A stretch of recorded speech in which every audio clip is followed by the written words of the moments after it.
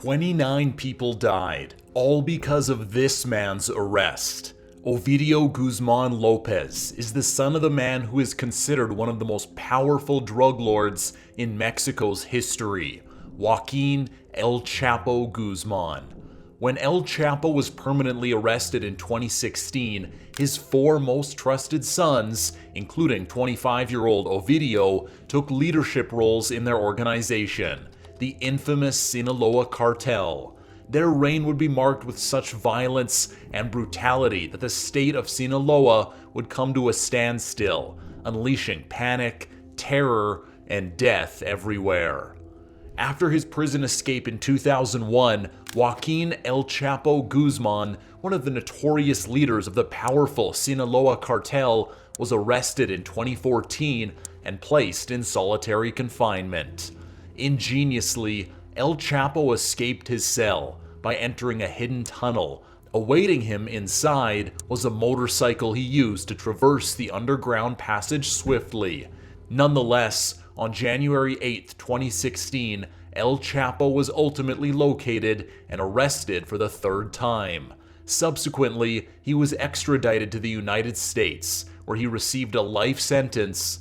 In the wake of his capture, El Chapo's sons, collectively known as Los Chapitos, took more prominent roles in the organization, joining forces with one of the cartel's co-founders, Ismael El Mayo Zambada Garcia.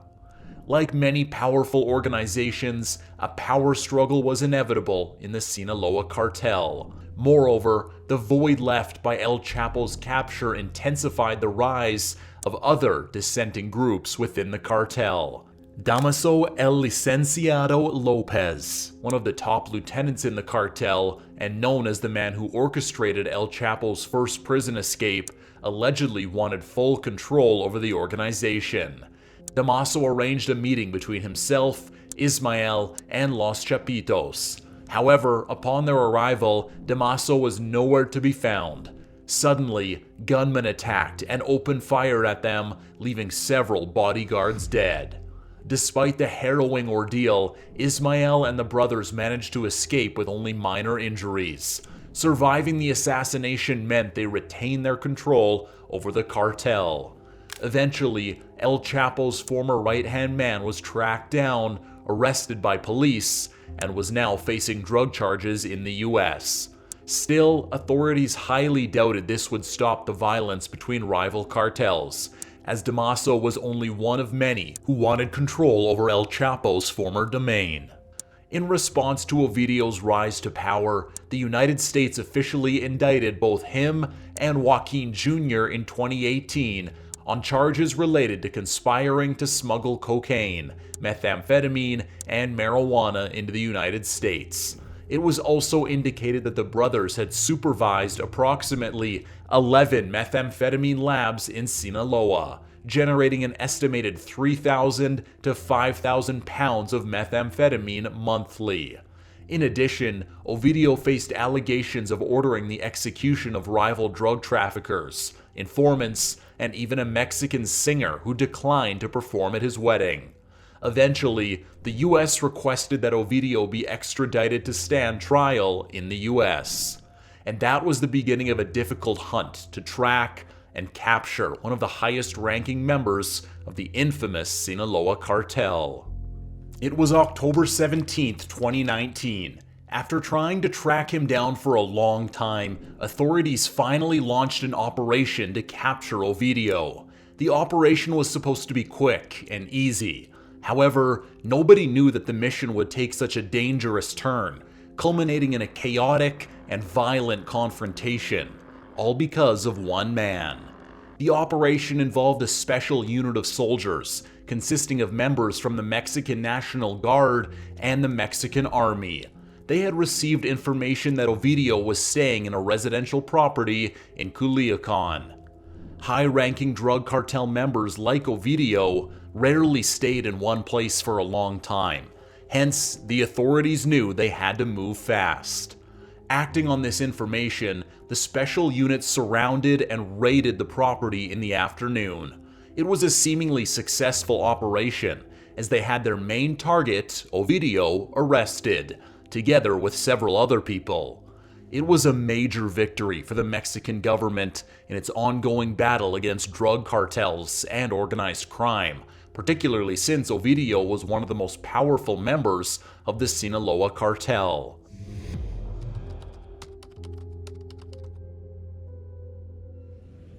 When news of Ovidio's arrest got out into the city, the quick raid and arrest operation exploded into a fierce battle between the law and cartel members. The streets were overtaken by cartel gunmen, who openly showed themselves in trucks with mounted machine guns. They barricaded the roads and set trucks on fire, creating an atmosphere reminiscent of war-torn Syria. The cartel's actions were not solely about displaying raw power. They also strategically overtook key positions in the city, shutting down airports, roads, and government buildings. A brutal exchange ensued between the security forces and the cartel members, which lasted for hours. Panic and terror engulfed the city. Meanwhile, the Mexican military did not have enough backup, leaving them overwhelmed by the cartel's well-coordinated attacks. The cartel gunmen faced no resistance at numerous points in the city. There were also instances where the cartel held several soldiers hostage, threatening to kill them. In response, the president of Mexico, Andrés Manuel López Obrador, decided to make the controversial decision of releasing Ovidio to defuse the violent situation and prevent further bloodshed. At least 8 people died in the battle. These included cartel members, security forces, and civilians caught in the crossfire. Furthermore, several people were injured in the chaos that occurred on that day. What was supposed to be a major win for the government turned into one of the greatest losses in its battle against organized crime. This day became known as the Battle of Culiacan, and it marked the day when the immense power of the Sinaloa cartel was showcased. The decision to release Ovidio was naturally questioned, both internationally and domestically. You can't fight fire with fire. We don't want deaths. We don't want war. With justice, we will guarantee peace and tranquility in the country, López Obrador said in a press conference after his controversial decision. Many questioned the government's ability to fight organized crime. Furthermore, it set a dangerous precedent, as the release of Ovidio showed that cartels could force the government into submission. This could mean that if other drug traffickers were arrested, their cohorts could kidnap people to demand release. Although Ovidio won the fight, he didn't win the war. It would take a few years before another opportunity to catch him arrived. In December 2021, the US government officially put out a $5 million reward for information that may lead to the arrest of Ovidio. While he seemed to have disappeared and hidden completely, a breakthrough in the case would arrive the following year. On January 5, 2023, Mexican authorities recaptured Ovidio, but not without heavy consequences. In the 6 months leading up to the operation, the Mexican government had been closely watching the Los Chapitos, determined not to make the same mistakes that they did in 2019. Authorities waited patiently for the perfect opportunity to strike. It was around 4 a.m. when the operation began in Jesus Maria, a town about half an hour away from Culiacan. As armed forces set up a roadblock to stop several vehicles, cartel gunmen suddenly opened fire on them. In the ensuing chaos, authorities spotted Ovidio and detained him later. The authorities tried to avoid it, but the operation sparked another wave of violence in Sinaloa. Unrest in multiple cities, including Culiacan, Los Mochis, and Guasave, was reported. Sinaloa quickly became a war zone as cars were burned, airports were shut down, and roads were blockaded with burning vehicles. Cartel gunmen shot up airport buildings to try and prevent the authorities from flying Ovidio out of the city. Still, authorities anticipated this type of resistance. They planned ahead, enabling them to fly Ovidio with a military helicopter to Mexico City. They then transferred him to a maximum security prison. The heavy fighting between security forces and cartel members lasted for hours. There were reports of civilian cars and reporter vehicles being carjacked. The fighting would eventually stop, and by January 13th, the Mexican government would announce that the order had been re-established in the state. The recapture of Ovidio caused the deaths of 29 people, consisting of 10 military personnel and 19 cartel members. Although there is an extradition request for Ovidio to face trial in the US, he also faces charges in Mexico and has to go through the legal process there first. Today, he remains imprisoned in a maximum security prison in Mexico called Altiplano.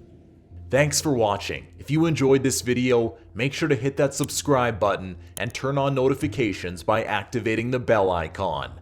By doing so, you'll never miss out on new content, and it really helps us make these videos. So, like, subscribe, and activate the bell. We appreciate your support.